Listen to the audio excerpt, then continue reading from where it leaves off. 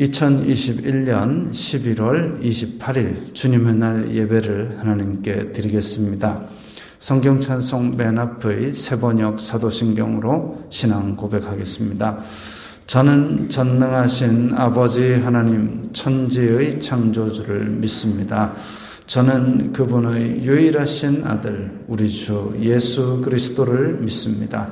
그분은 성령으로 잉태되어 동정녀 마리아에게서 나시고 본디오 빌라도에게 고난을 받아 십자가에 못 박혀 죽으시고 장사된 지 사흘 만에 죽은 자 가운데서 다시 살아나셨으며 하늘에 오르시어 전능하신 아버지 하나님 오른편에 앉아 계시다가 거기로부터 살아있는 자와 죽은 자를 심판하러 오십니다.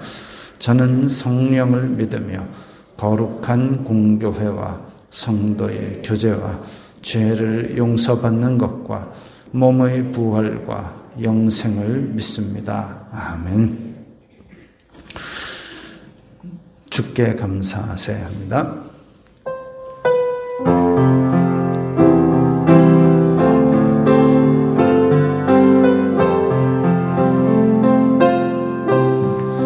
주께 감사하세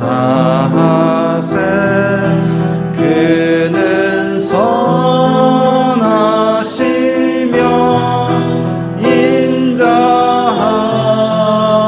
인자하심이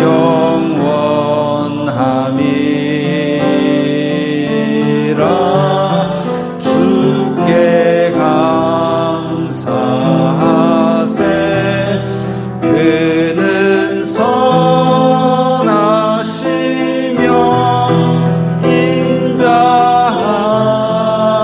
인자하심이 영원함이. 한 번 더 합니다. 주께 감사하세 주께 감사하세 그는 선하시며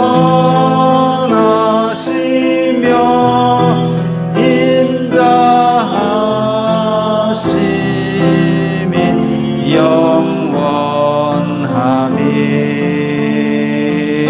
영원함이라. 주께 감사하세 그는 선하시며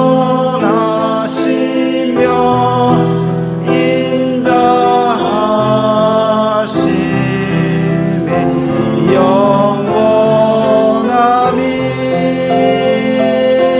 영원함이라. 이 시간에는 일주일 동안 살면서 하나님의 뜻대로 살지 않았던 것을 함께 기도하겠습니다. 거룩하신 아버지 하나님 감사합니다. 저희들에게 예배할 수 있는 은혜를 허락하여 주시고 이렇게 주님 앞에 나오게 하여 주시니 감사합니다. 이 시간에 각자의 처소에 있든지 이 예배당에 나와 있든지 함께 예배하는 모든 영혼들 위에 아버지께서 하나 되는 은혜를 베풀어 주시고 일주일 동안 살았던 저희들의 죄악들을 용서하여 주시옵소서. 저희들이 세상 속에 살면서 빛과 소금이 되지 못하고 세상이 주는 육신의 정욕, 안목의 정욕, 이생의 자랑을 따라 살았던 것을 용서하여 주시옵소서. 저희들의 마음과 입술과 눈으로 탐욕과 악독을 바라였던 것을 용서해 주시옵소서. 이 예배의 시간이 죄 용서받는 기쁨이 회복되는 시간이 되게 하시고 세상 속에 다시 힘껏 발 디딜 수 있는 그런 능력을 얻는 시간이 되게 하여 주시옵소서. 그리고 또한 저희들이 이 세상 가운데서 죄와 싸워서 다시 죄에게 똑같은 죄에 패배하지 않는 그런 능력을 얻는 귀한 시간이 되게 하여 주시옵소서. 예수님 이름으로 기도드리옵나이다. 아멘. 찬송 23장 하면서 봉헌하겠습니다.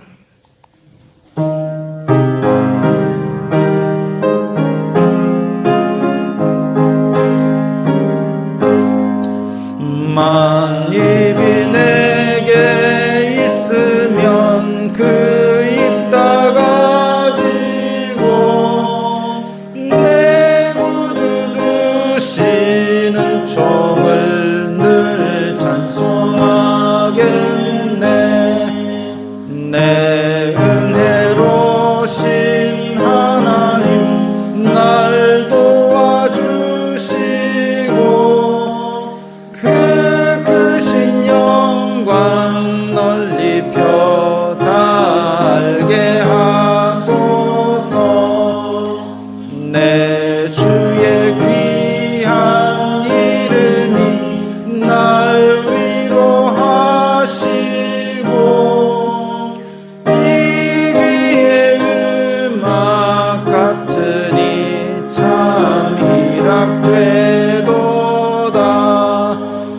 내 죄의 권세 깨뜨려 그 결박 푸시고 이 추한 마음을 비로소 고정케 하셨네.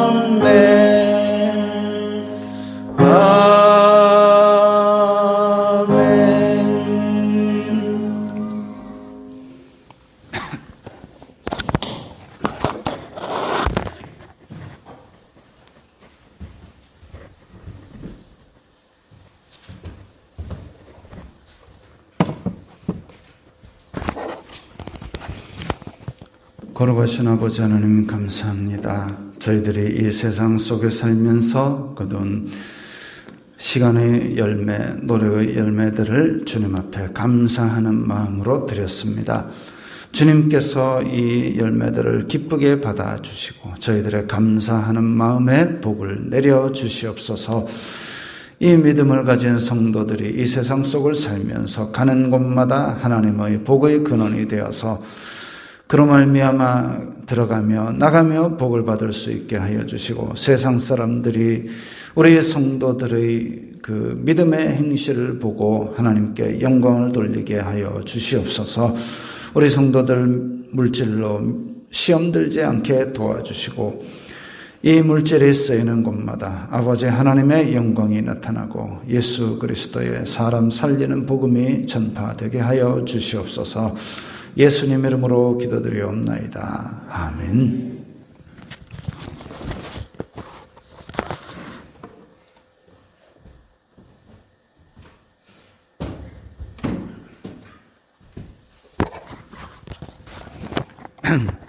소요리 문답 52번입니다.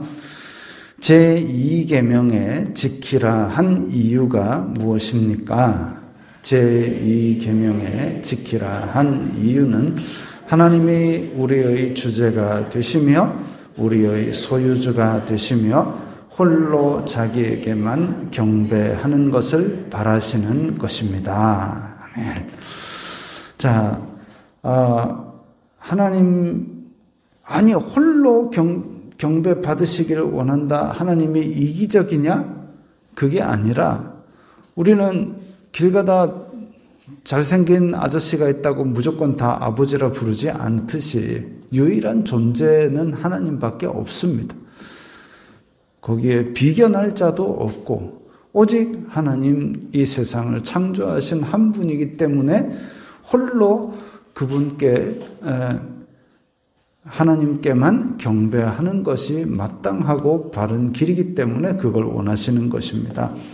그래서 우리는 하나님만을 섬기는 것이 우리의 신앙이 되고 항상 경계하기를 내가 혹시 다른 것을 의지하거나 다른 것에 내가 요행을 바라지 않나 그런 것들을 돌아보아야 되는 것이죠. 자, 이렇게 소유리 문답까지 하고 나서 제가 바로 우리 문지훈 선교사님을 모십니다. 찬송가부터 같이 하실 거예요. 그 전에 오셨을 때는 그냥 말씀만 전하셨는데 사실 제가 꽤 오래전에 이분을 배웠을 때 꿀성대였거든요. 그래서 찬송가부터 넘기려고 하고요. 제가 오늘 이렇게 이분을 세우면서 그런 생각이 들었습니다. 옛날에 세례 요한이 신들매, 이제 옛날 성경에서는 신들매를 들기도 감당치 못하겠다 했고 지금 성경에서는 신발끈을 풀기도 감당하지 못하겠다 할 정도로 선교지에서 헌신이나 능력이나 사역이나 이런 데서 저에게 많은 귀감이 되었던 분입니다. 그래서 바로 모시고 그 다음에 이후의 시간은 얼마나 더 갈지는 제가 자유롭게 하라고 그랬으니까 하여튼 있는 거 없는 거 다 말씀을 전해 주시면 좋겠습니다. 시계도 치워야지. 저 시계 안 맞아요. 보지 마세요. 자, 그러면 바로 모시겠습니다.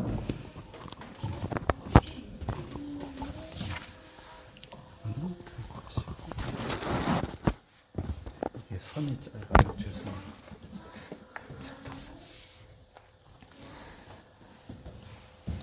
만나서 반갑습니다. 감사합니다. 잘못된 정보입니다. 꿀성대가 아니에요. 함께 찬양 드리도록 하겠습니다. 찬송가 615장입니다.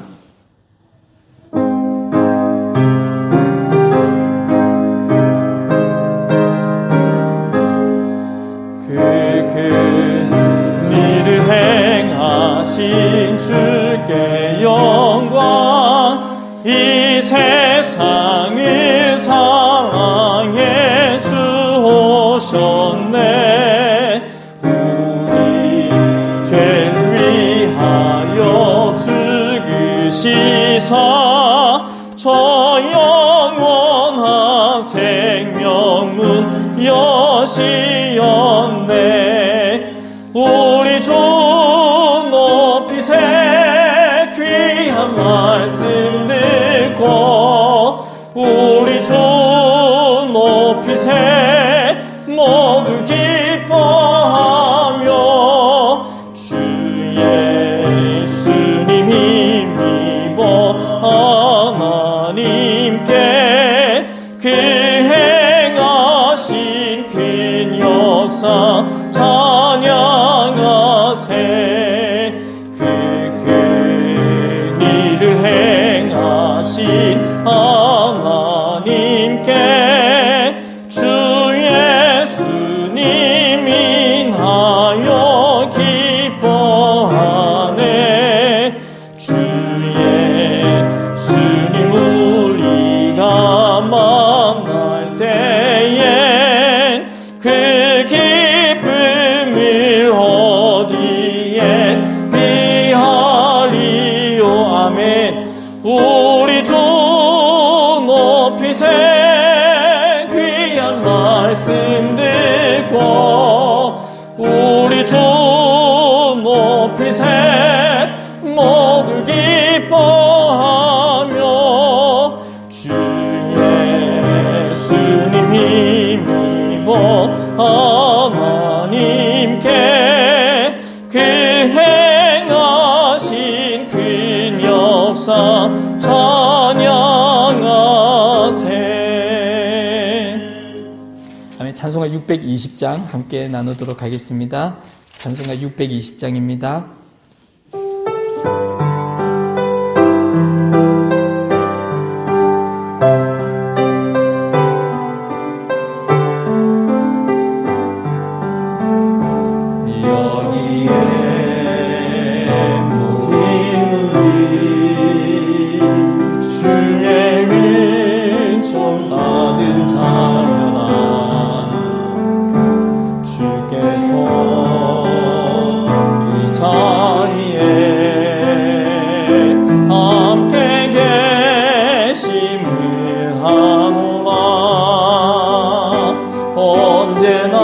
언제나 주님만을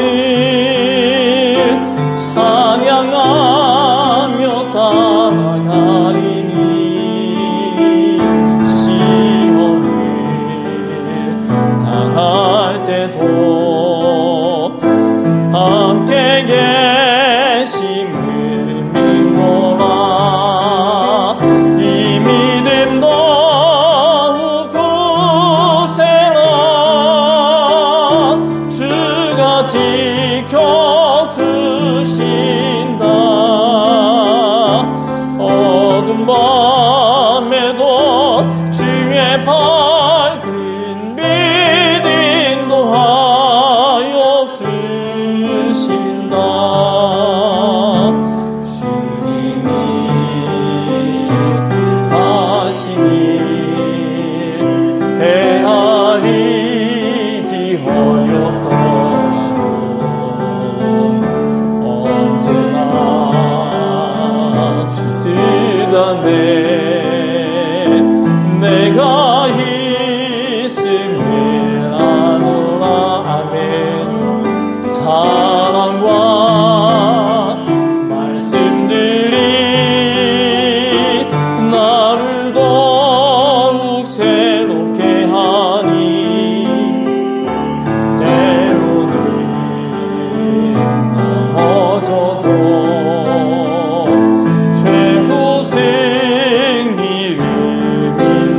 아멘. 이 믿음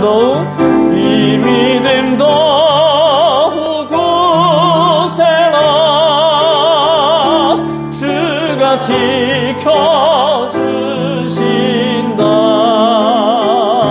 어두운 밤에도 주의 밝은 빛 인도하여 주신다. 여기에 모인 우리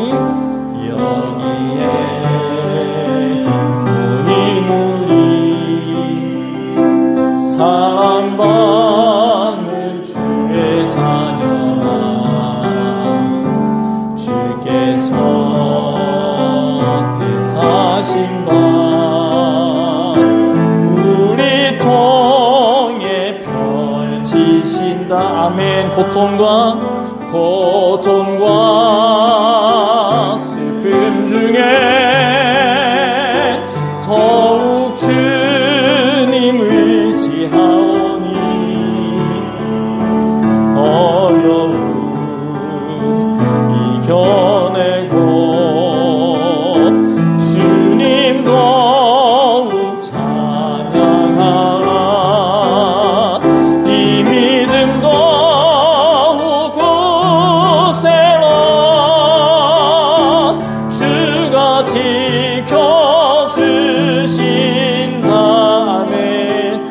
어두운 밤에도 주의 밝은 빛 인도하여 주신다. 아멘. 아니 제 마스크 쓰고 강단에 서는 게 처음이에요. 그래서 뭔가 제 소리가 귀에 안 들려가지고 제가 좀 어색한데 괜찮나요, 목사님? 제 소리가 잘 전달이 되고 있나요? 제가 안 들려가지고 죄송합니다. 오늘 말씀 함께 나누도록 하겠습니다. 요한계시록 말씀입니다. 요한계시록 11장 1절에서 13절까지 말씀입니다. 우리 한 절씩 교독해서 읽도록 할게요. 마지막 절은 같이 읽겠습니다. 1절 제가 먼저 읽겠습니다. 또 내게 지팡이 같은 갈대를 주며 말하기를 일어나서 하나님의 성전과 제단과 그 안에서 경배하는 자들을 측량하되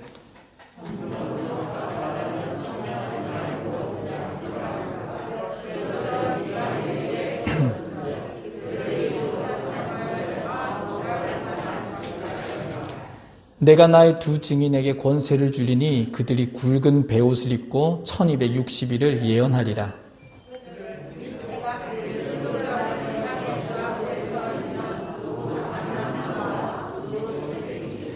만일 누구든지 그들을 해하고자 하면 그들의 입에서 불이 나와서 그들의 원수를 삼켜버릴 것이요 누구든지 그들을 해하고자 하면 반드시 그와 같이 죽임을 당하리라.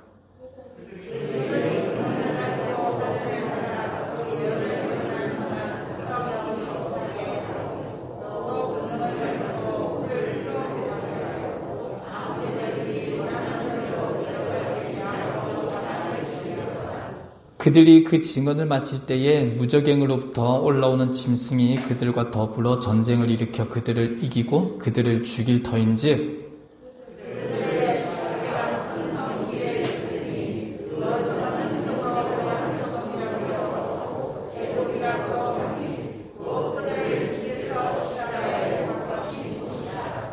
백성들과 족속과 방언과 나라 중에서 사람들이 그 시체를 사흘 반 동안을 보며 무덤에 장사하지 못하게 하리로다.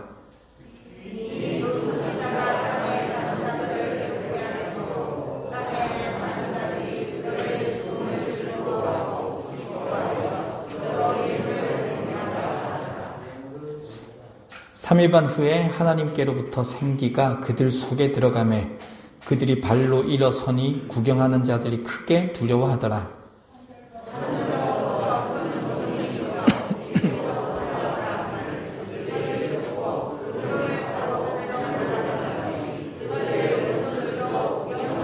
함께 읽겠습니다. 그때에 큰 지진이 나서 성 10분의 1이 무너지고 지진에 죽은 사람이 7천이라. 그 남은 자들이 두려워하여 영광을 하늘의 하나님께 올리더라. 아멘. 네. 만나서 반갑습니다. 저는 필리핀을 섬기고 있고요. 필리핀에서 교회들을 개척하고 또 필리핀에서 초등학교를 세워서 유치원과 초등학교를 운영을 하고 있습니다. 그래 필리핀 명함에는 교장이고요. 교회 목사이기도 하고 선교사로 이렇게 섬기고 있습니다. 사실은 제가 그 책을 쓰려고 쓴 내용이 아니었어요. 혹시 읽어보셨나요? 안 읽어보셨죠? 제 책을 쓰려고 쓴 게 아니라 그냥 제 일기처럼 그 하나님이 주셨던 은혜들을 이렇게 그냥 작성했어요. 작성했는데 어쩌다가 책으로 나와버렸습니다. 그래서 부끄러운 그런 기록이긴 한데 그렇게 하나님께서 지금까지 그렇게 인도해 주셨어요. 참 많은 은혜들이 있었습니다. 기적들이 있었고요. 지금 예배 시간에 나누려고 하면 너무 많을 것 같고요. 제가 섬기고 있는 우리 학교 이야기만 간단히 먼저 드리고자 합니다. 굉장히 빈민촌을 정말 빈민촌 중에 빈민촌을 발견했었어요. 그때가 7년 전, 8년 전이었던 것 같습니다. 필리핀이 굉장히 살기가 어렵잖아요.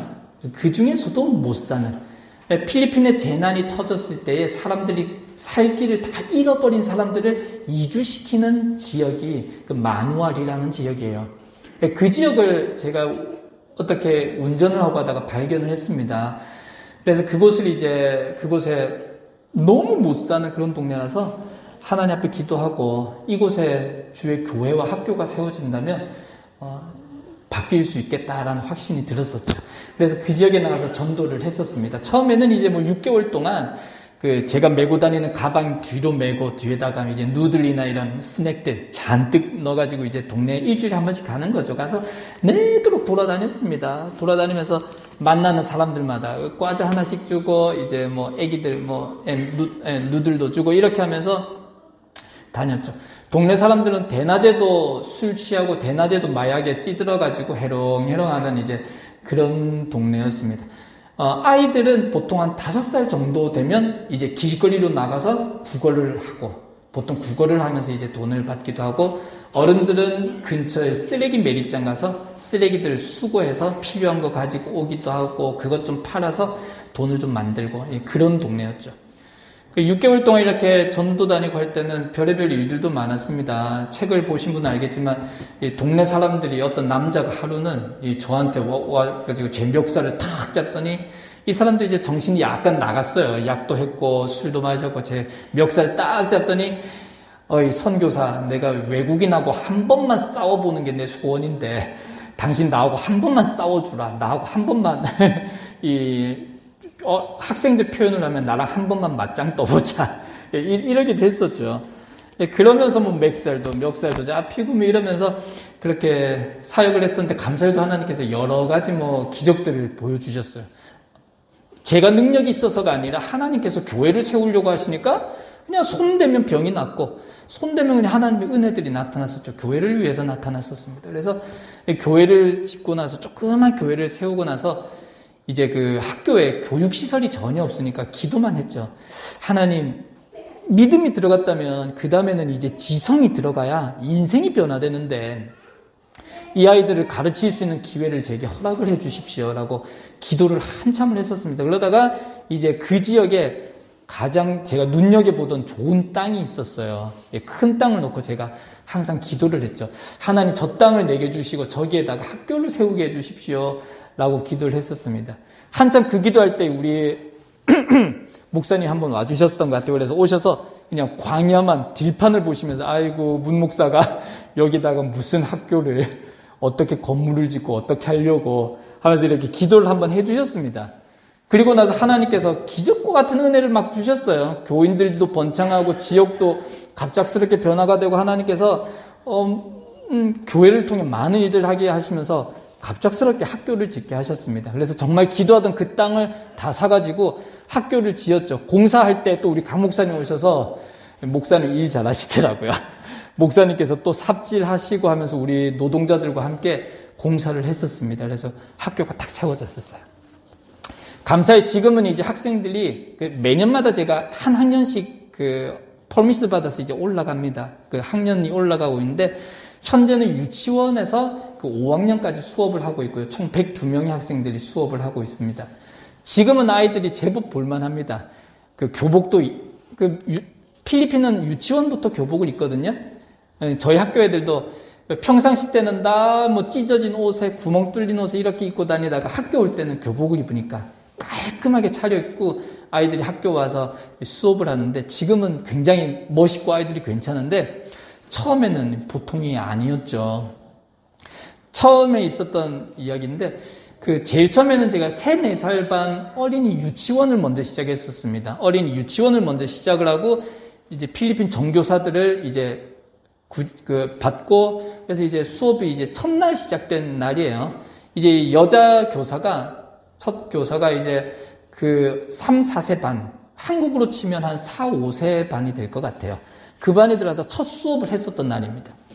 수업을 끝나고 나더니 저한테 교무실로 뛰어옵니다. 뛰어와서 저한테 나 학교 못 다니겠다고. 나 이 학교 안 다닐 테니까 나 사퇴하겠다고. 나 퇴사하겠다고. 나 이거 학교 못 가르치겠습니다. 그래요. 그래서 제가 왜 무슨 일인데요? 뭐가 있었습니까? 그러니까 여자 교사가 하는 말이 교실에 딱 들어갔답니다. 그러니까 요 앞에 있는 3, 4살짜리 조그매 보이는 조그만 여자애가 손을 번쩍 들더래요. 번쩍 들더니 이렇게 말하더랍니다. 야! 너 어제 우리 아빠하고 같이 잤지? 여자 교사한테. 그래서 교사가 무슨 말이야? 내가 너희 아빠하고 왜 잠을 자? 그런 일 없어 하니까 이 꼬마가 하는 말이 야! 그러면 너 오늘 밤에 우리 아빠하고 잘 거지? 동네가 어떤 데인지 아시겠죠? 이런 동네였습니다. 그런데 지금 이제 사진을 못 들고 왔는데 지금은 아이들도 예뻐요. 아이들도 잘 자라고 있습니다. 말씀 안에서 잘 자라고 있고 5학년까지 아이들이 이렇게 시간이 지나면서 자리가 잘 잡아가고 있습니다. 제가 항상 하나님 앞에서 기도하는 것은 교회가 있다면 반드시 학교가 따라와야 된다는 것입니다. 영성이 가장 먼저고요. 하나님께서 이 땅을 보실 때에 하나님께서 이 땅을 변화시키려고 하실 때에 하나님의 마음을 아는 사람이 필요하겠죠. 그게 저는 영성이라고 생각합니다. 영성이 있는 사람이 하나님의 마음을 아는 사람이겠죠. 하나님의 마음을 아는 사람, 하나님의 마음을 안다면 그 다음에는 지성으로 준비가 되어 있어야 되거든요. 네? 교회와 학교가 따라가야 되고 이게 같이 붙어야 된다는 거죠. 사실은 이제 어제 저녁에 우리 강 목사님도 만나서 함께 말씀을 나눴지만 필리핀에서 외국인이 학교를 운영한다는 게 사실은 쉽지 않습니다. 정식 학교입니다. 대안학교 그런 건 아니고요. 정식 필리핀 학교를 제가 학교로 등록을 해서 이렇게 학교 퍼미스 받아서 하고 있습니다. 쉬운 일은 아니에요. 굉장히 힘이 들기도 하고 또 제가 선교사 한 명이 감당하기에는 쉽지 않은 일입니다. 하지만 학교 하나가 그 지역 전체를 움직일 수 있어요. 참 감사한 게 제가 학교에서 한마디 하면 그 동네 지역 전체가 다 따릅니다. 따를 수밖에 없는 게 학교가 유일하게 하나고 그러니까 그 지역에서 제가 떠나면 그 아이들은 갈 데가 없어지잖아요. 그러니까 하나님께서 자연스럽게 교회를 중심으로 그 마을 전체가 움직이도록 만들어 주십니다. 제가 지금 포기하면 학교를 놓아버리면 또 힘들어지겠죠. 혹시나 기억나실 때마다 문준 선교사가 필리핀에서 또 하나님의 일들을 계속해서 잘 감당해 나갈 수 있도록 하나님께서 도와달라고 기도를 많이 해주셨으면 좋겠습니다. 우리 필리핀 이야기하다 보면 시간이 너무 많이 갈 것 같고요. 우리 본문으로 들어오도록 하겠습니다.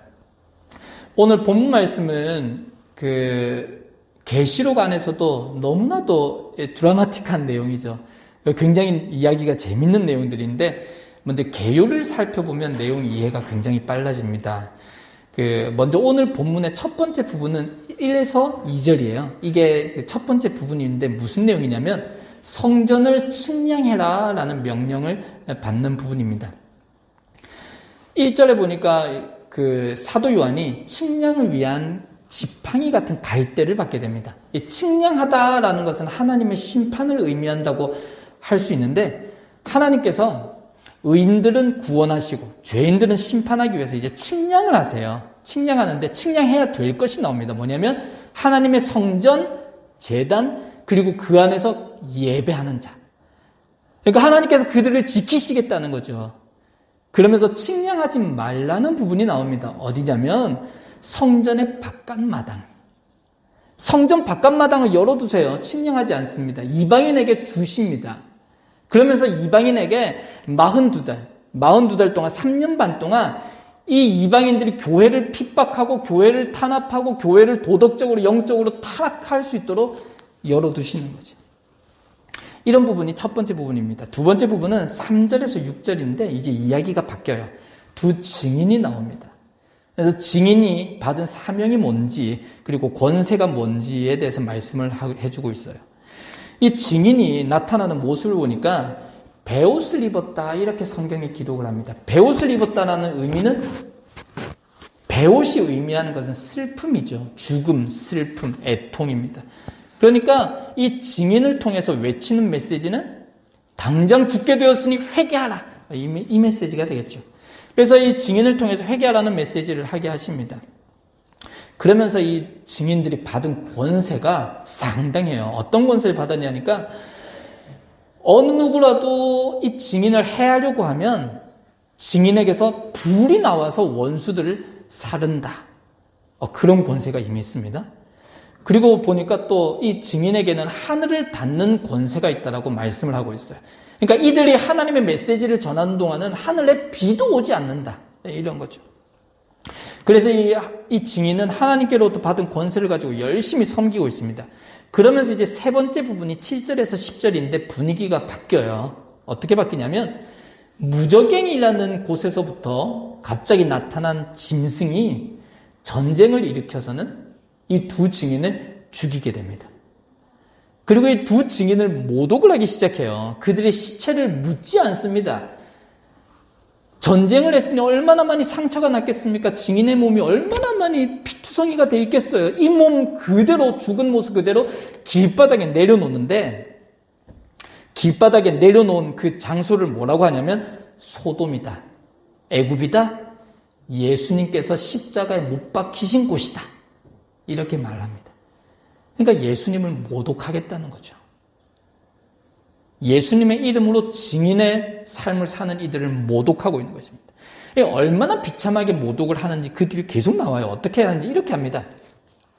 이들이 피가 터지고 이런 가운데 있는 이 증인을 길바닥에다 내려다 두는 것을 넘어서 이제는 사람들에게 구경하러 와 공개를 합니다. 그러니까 말씀이 읽으면서 참 잔인하다라고 여겨지는 게 여러 족속과 방언과 나라들에서 사람들과 그 나라의 대표들이 구경하러 와요. 구경하러 와서 보면서 즐거워합니다. 그러니까 이 이방 나라들과 족속들과 그 나라의 대표들, 그 나라의 백성들이 이 증인들이 너무 싫었다는 것입니다. 쳐다만 보면 회개하라 외치고 쳐다만 보면 하나님 앞에 돌아와라 그러니까 그게 너무 꼴불견이었던 거예요. 보기가 싫었던 것입니다. 그러다가 이제 증인이 죽으니까 신난 거죠. 그래서 몰려들었는데 오늘 말씀 보니까 이 사람들이 몰려들어서 뭘 하냐면 선물 교환을 합니다. 그 앞에서. 시체 앞에 놔두고 나서 서로 사람들이 모였어요. 모여서는 서로가 선물 교환합니다. 오늘 나는 기분이 너무 좋아. 드디어 증인이 죽었어. 우리 선물 교환하자. 이러면서 서로 선물을 나눠요.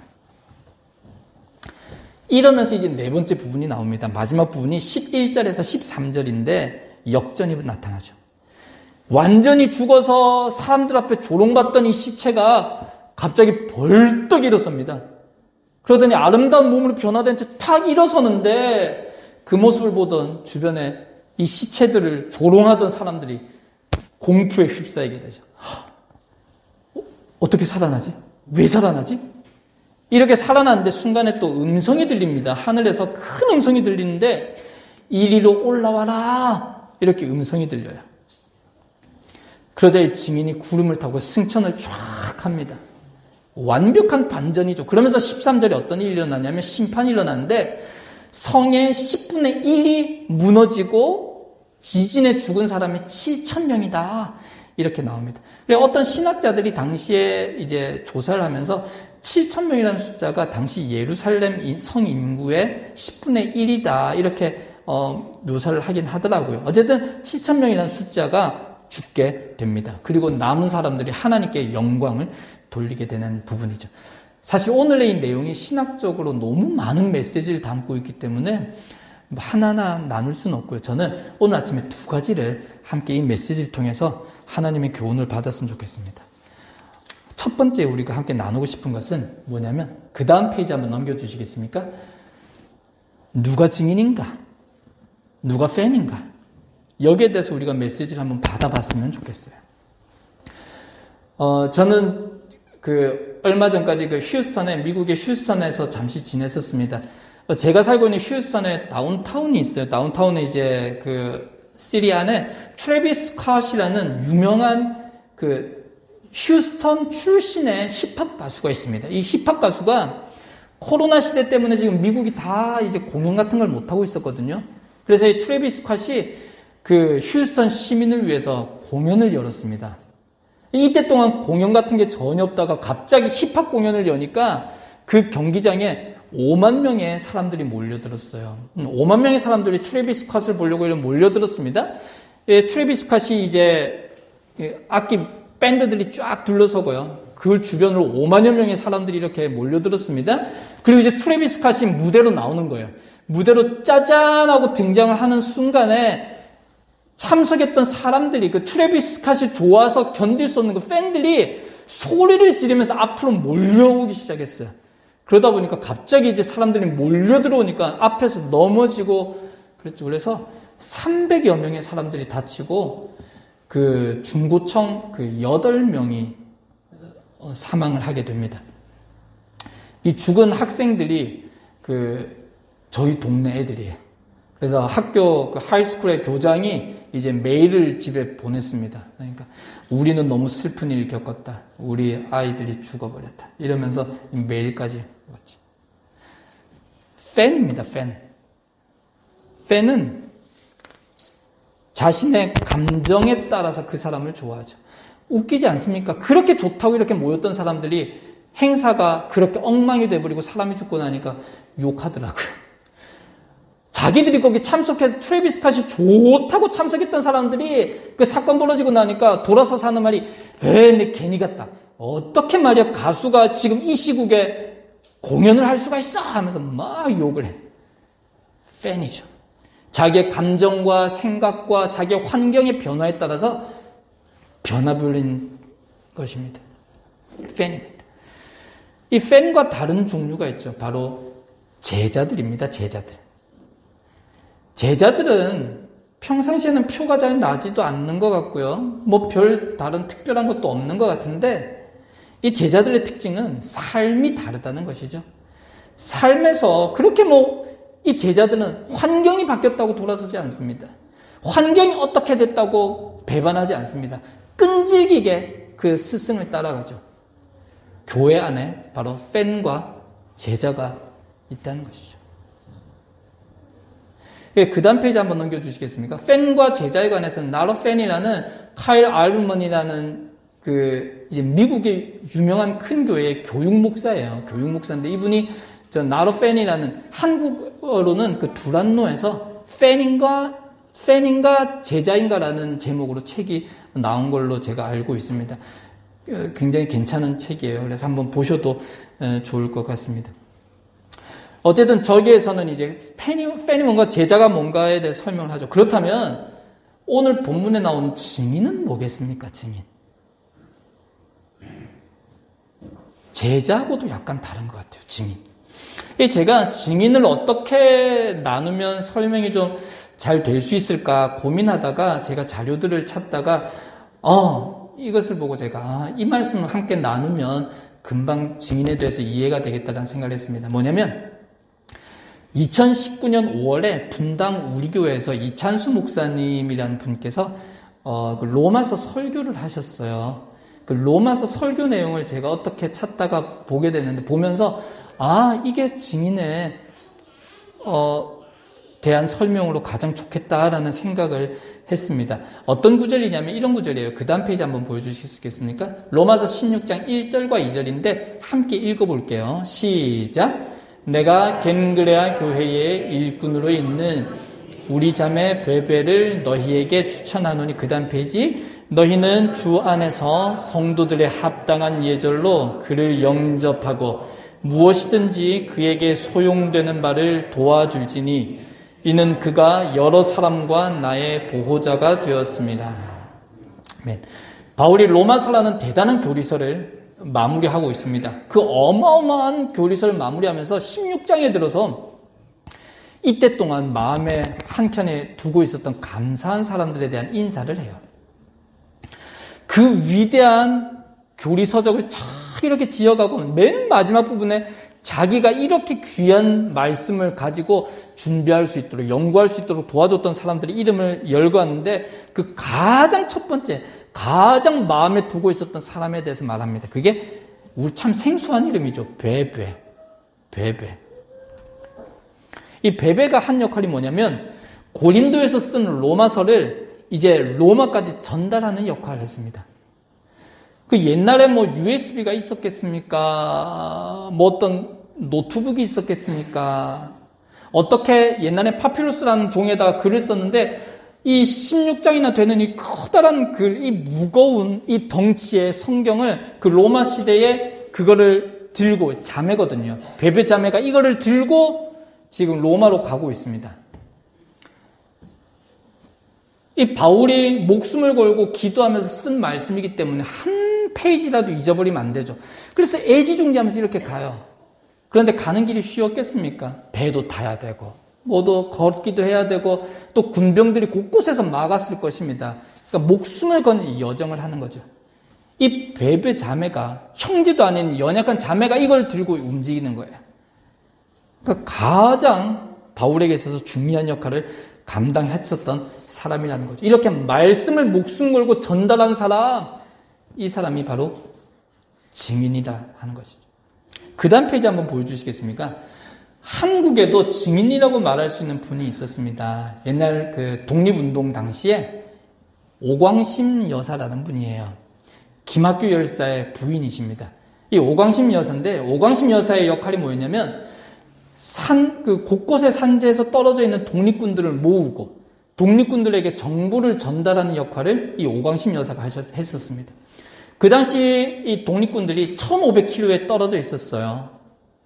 중국 난징에서 만주까지 1500km의 어마어마한 거리죠. 이렇게 떨어져 있었는데 그때 김학규 열사가 그 독립운동의 현재의 상태, 그리고 앞으로 우리가 어디서 전쟁을 터뜨려야 되는지, 어디서 운동을 해야 되는지에 대한 보고서를 작성을 합니다. 그게 200페이지예요.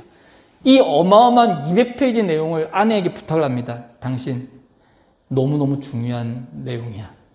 이거를 난징에서 만주까지 1600km에 떨어져 있는 우리 독립군들에게 전달을 다 해야 돼. 당신이 해줄 수 있겠어? 생각해보세요. 옛날 독립군 운동 당시에 이 200페이지에 독립에 대한, 독립운동에 대한 그 문서를 여자 홀로 난징에서 1500km에 걸쳐 만주까지 이동하는 것, 목숨을 거는 거예요. 이게 쉽게 전달이 되겠습니까? 오광심 여사가 고민을 합니다. 우리나라가 독립이 돼야 되는데 어떻게 하면 이 일을 성사시킬 수 있을까? 어떻게 하면 이 일을 내가 해낼 수 있을까? 고민합니다. 그러다가 결정을 하죠. 결심하죠. 그래, 외우자. 4일 동안 목숨을 걸고 그 리포터, 그 보고서를, 200페이지가 넘는 보고서를 토시 하나 틀리지 않고 달달달달 외웁니다. 자기 머리에 다 넣어버려요. 그리고 이제 떠나는 겁니다. 독립군을 만납니다. 독립군을 만나자마자 얘기하기 시작합니다. 자, 내 말 들으세요? 자, 시작합니다. 쫙 200페이지를 외워나가는 거예요. 됐죠? 오케이. 그 다음 이동하겠습니다. 또 가는 거예요. 증인이죠, 증인. 그 다음 페이지 한번 돌려주시겠습니까? 2017년에 종교개혁 주간에 그 기념 뮤지컬이 서울에서 열렸었어요. 보신 분이 계실 수도 있을 것 같습니다. 그 제목이 뭐냐면 더북, 성경이 된 사람들이라는 제목이에요. 이 뮤지컬의 배경이 언제냐면 루터의 종교개혁이 일어나기 100년 전, 중세 암흑기 시대입니다. 이때는 언제냐면 면죄부가 사고 팔리던 시대입니다. 이때는 오직 캐톨릭의 신부들만이 라틴어로 된 성경을 읽고 자기들 마음대로 해석하던 때예요. 그리고 이 당시 때는 성경을 그 당시에 사람들이 읽던 영어로 번역을 못하게 했습니다. 왜냐하면 잘못 괜히 번역했다가 신부들이 거짓말하는 게 다 들통나거든요. 면죄부 만들고 뭐 이런 게 다 들통나버리니까 절대로 못하게 했었습니다. 그래서 사람들은 그때에는 예배당에 들어오면 전혀 알아듣지도 못하는 라틴어로 된 말만 계속 그냥 멍하게 듣다가 이제 집에 돌아오는 때였죠. 이때에 영국에서 몇 명의 사람들이 모여서 기도합니다. 우리 민족에게 영어로 된 성경만 주어진다면 이 땅이 바뀔 수 있는데, 영어로 된 성경만 주어진다면 사람들을 더 많이 구원할 수 있는데, 고민하기 시작하면서 이 영어를 어떻게 하면 영어로 번역을 할까 고민을 하기 시작해요. 이 사람들을 당시 중세교회에서는 뭐라고 불렸냐면 독버섯이다 이렇게 불렀습니다. 그러면서 독버섯이라 부르면서 길거리에서 보이기만 하면 당장에 잡아가든지 이제 화형에 처하는 그런 상태였죠. 그래서 이 사람들이 이것 때문에 죽을 수는 없잖아요. 모였습니다. 또 이 사람들이 모여서 고민합니다. 어떻게 하면 이 말씀을 번역해서 사람들에게 들려줄 수 있을까 고민합니다. 고민하다 이 사람들이 결론을 내려요. 그래, 당신 로마서를 외우시오. 당신 마태복음 외우세요. 당신 누가복음, 당신 외웁시다. 이들이 달달달달 외우기 시작합니다. 그리고 나서 이 사람들이 길거리로 나가요. 길거리 나가서 시장에 갑니다. 사람들이 모여있어요. 모여있으면 뛰어 들어갑니다. 그 사람 사이에 들어갑니다. 여러분 말씀을 들어보셨습니까? 말씀을 한번 제대로 아십니까? 자, 지금부터 제가 여러분이 잘 아는 영어로 말씀을 읽겠습니다. 저는 요한복음입니다. 시작합니다. 태초에 말씀이 계시니라 이 말씀이 하나님과 함께 계셨으니 하면서 사람들 앞에서 외치기 시작하는 거예요. 줄줄줄줄줄줄 요한복음을 다 외우고 나면 바로 도망가는 거죠. 또 반대편 시장에선 다른 누군가가 뛰어갑니다. 뛰어가서 사람들 모인 곳에 갑니다. 들어가서 여러분 저는 누가복음이에요. 누가복음을 외치기 시작할 것입니다. 귀를 여세요. 시작합니다. 누가복음을 외칩니다. 목숨을 걸고 말씀을 전달했던 사람들. 우리는 그들을 증인이라고 부르죠. 오늘 말씀이 계시록 말씀이 우리들에게 주는 첫 번째 메시지가 뭐냐면 팬이 아니라 증인으로 살아야 된다는 것입니다.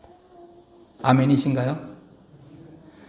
그런데 사실 주일날 기분 좋게 교회 왔는데 이런 증인돼야 된다, 목숨을 걸고 말씀을 전달해야 됩니다, 이런 말씀 들으면 조금 불편하시지 않습니까? 복에 대한 설교하고 기분 좋은 평화로운 설교하고 하면 얼마나 기분이 좋겠습니까? 주일 아침에. 그런데 이 증인이 어떻습니까? 증인은 자기를 죽여야 되고 힘도 들 때도 있고 자기는 완전히 없어지고 오직 예수만 드러나야 되는데 그 삶이 얼마나 힘들어요. 그런데 그 삶을 강조하는 것입니다. 우리 아기들도 있는데 아기들한테 야 평생 증인 되라. 엄마들이 좋아하겠습니까? 아니 저 목사님은 왜 가만히 있는 우리 애들한테 증인 되라고 그래? 그러지 않겠습니까? 그래서 사실은 인간적인 눈으로 보면 증인의 삶을 살라는 것이 어려울 수도 있는데 제가 말씀을 보면서 아니구나라는 것을 깨닫게 됐어요. 말씀 한번 보실까요? 그 다음 페이지 한번 넘겨주십시오. 신명기 말씀에 이렇게 나와 있습니다. 함께 읽어보실까요? 12절과 13절입니다. 시작! 이스라엘아, 내 하나님 여호와께서 내게 요구하는 것이 무엇이냐? 곧 내 하나님 여호와를 경외하여 그의 모든 도를 행하고 그를 사랑하며 마음을 다하고 뜻을 다하여 내 하나님 여호와를 섬기고 내가 오늘 내 행복을 위하여 내게 명하는 여호와의 명령과 규례를 지킬 것이 아니냐. 그러니까 하나님의 뜻을 따르고 사는 삶, 목숨을 걸고 말씀을 전달하는 자의 전달자의 삶을 사는 것, 그것은 바로 누구를 위한 것이라고요? 우리의 행복을 위한 것이다 라고 말씀하십니다. 증인의 삶은 행복한 삶이라는 것입니다. 여러분 어떤 모습으로 살기를 원하십니까? 저는 이 자리에 있는 우리 모두가 행복했으면 좋겠습니다. 우리 삶의 모든 영역 속에서 정말 그 위대한 그 행복을 마음껏 누렸으면 좋겠습니다. 방법이 하나가 있네요. 오늘 말씀에서 그 방법 하나를 말씀해 주십니다. 증인으로 살면 된다고 하십니다. 우리 스스로가 성경이 되고 우리 스스로가 말씀이 되면 된다고 하십니다. 우리 스스로가 예수 그리스도가 되면 된다고 말씀하세요.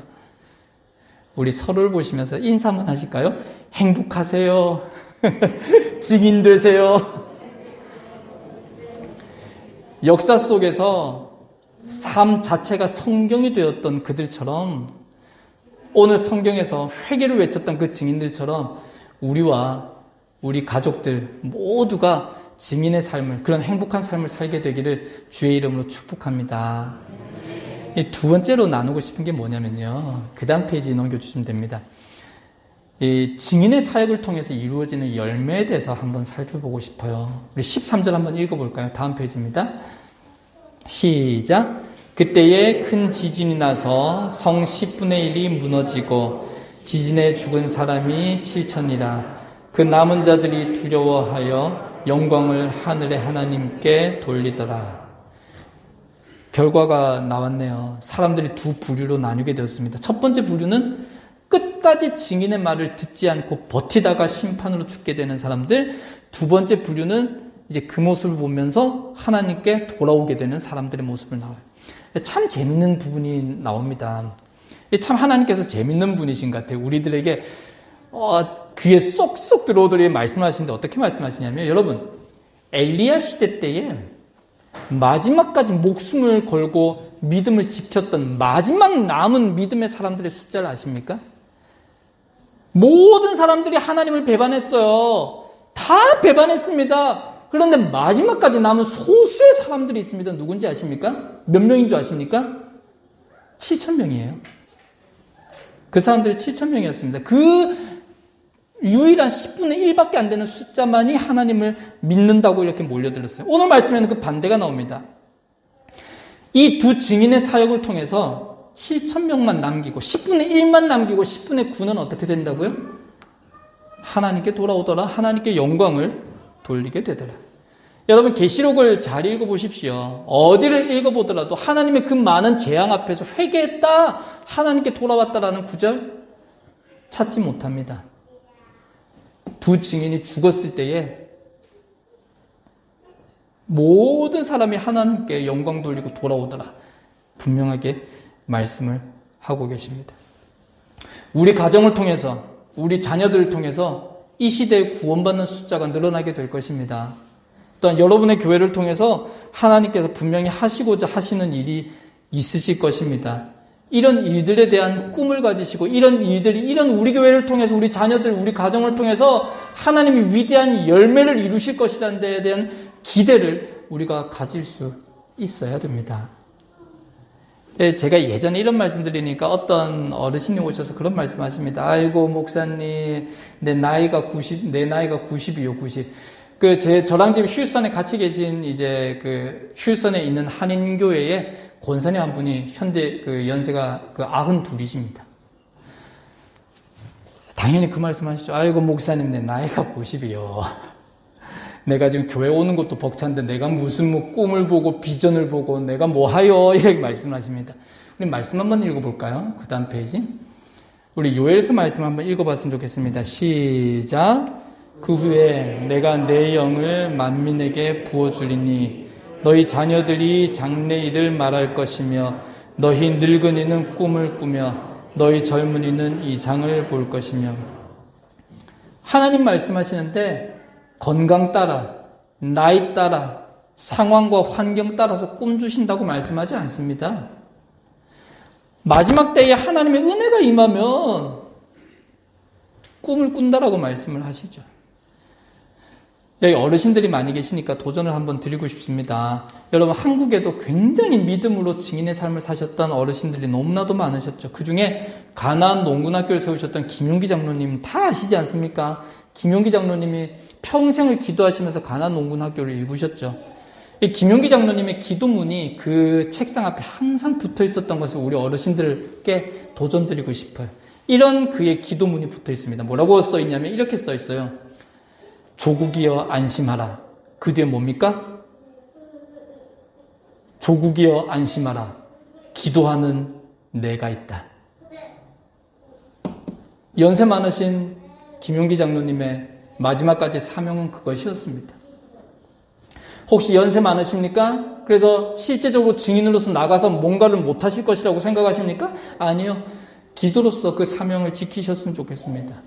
혹시 교회에서 작은 것 어떤 것이라도 봉사하고 계십니까? 섬기고 계십니까? 주의 이름으로 뭔가를 하고 계십니까? 이것이 밋밋해 보이고 이것이 하찮아 보이시는 분이 혹시나 계십니까? 그렇지 않습니다. 하찮아 보이는, 혹여 우리가 죽더라도, 혹여 오늘 본문에 나오는 두 증인이 죽임을 당한다 할지라도 엄청난 열매는 하나님께서 친히 거두신다는 것이죠. 우리가 주의 이름으로 섬기는 그 섬김을 포기하지 않으셨으면 좋겠습니다. 저도 포기하지 않으려고요. 저도 아무것도 모르는 사람이 하나님 섬긴다고 정말 발버둥 치고 있습니다. 포기 안 하려고 합니다. 저는 비록 망할지라도 하나님께서 승리하시지 않으시겠습니까? 우리 그 믿음 가졌으면 좋겠습니다. 하나님께서 멋진 열매 거두실 것입니다. 그 위대하신 하나님께서 이루시는 비전과 열매를 바라보고 마지막 때까지 증인의 사명을 잘 감당하는 모두가 되기를 주의 이름으로 축복합니다. 우리 말씀을 맺으려고 하는데 조금 편안한 우리 노래 한 곡 한번 들어봤으면 좋겠어요. 그 어떤 곡이냐면 그 뮤지컬 곡입니다. 맨 오브 라만차라는 곡인데, 이 맨 오브 라만차라는 뮤지컬, 이게 돈키호테 이야기예요. 돈키호테 이야기인데 이 주제곡이 있습니다. 주제곡이 The Impossible Dream이라는 곡이에요. 불가능한 꿈, 이게 제목인데 여기에 이 노래가 주제곡이거든요. 그 가사를 계속해서 넘기도록 할 테니까 이 노래 한번 감상하시고 제 마무리하도록 하겠습니다.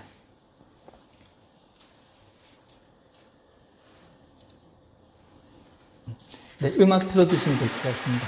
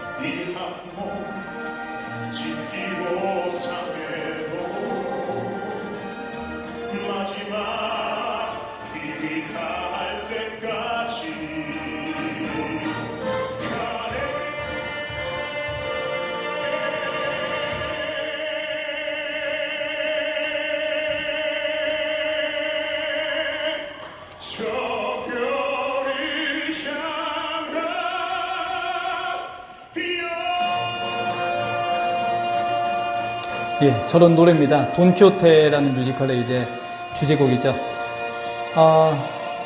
여러분들은 팬으로 부름을 받으셨습니까? 증인으로 부름을 받으셨습니까? 제가 확신하기에는 이 자리에 있는 우리 모두는 증인으로 부름을 받았습니다. 증인의 삶이 힘들 수도 있고요. 불편할 수도 있습니다. 귀찮을 수도 있어요.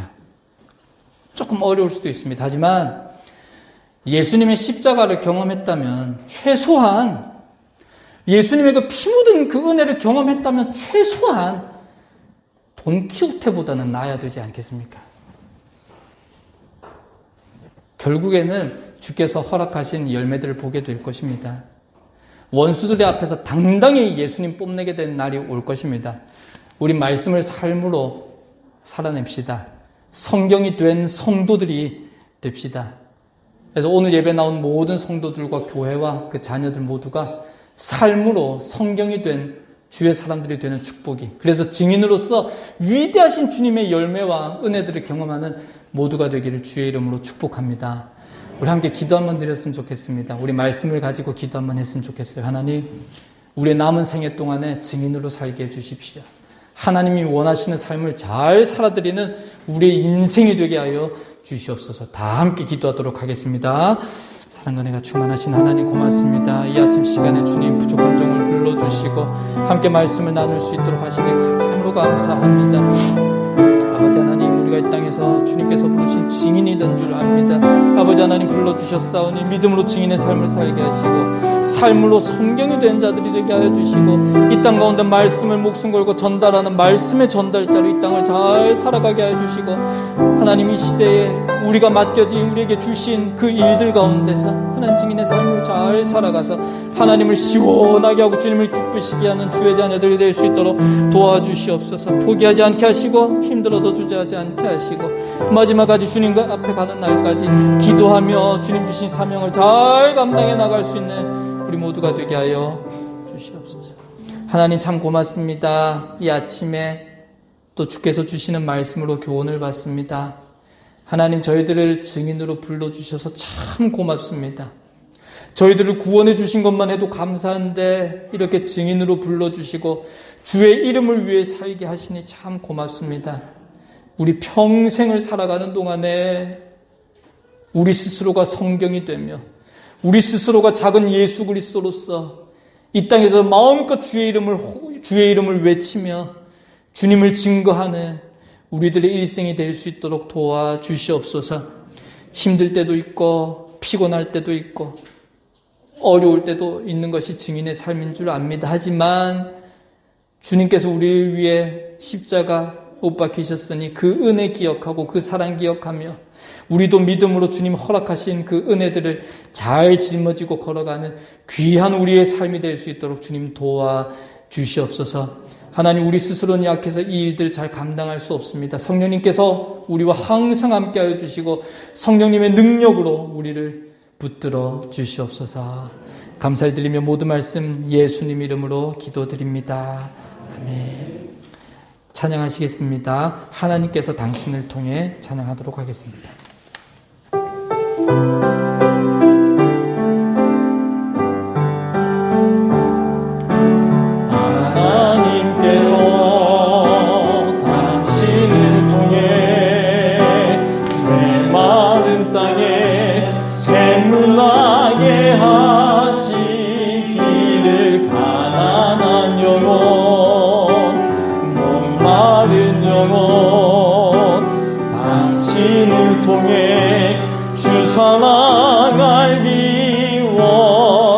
우리 한 번만 더 서로를 축복하고 스스로를 축복했으면 좋겠어요. 하나님께서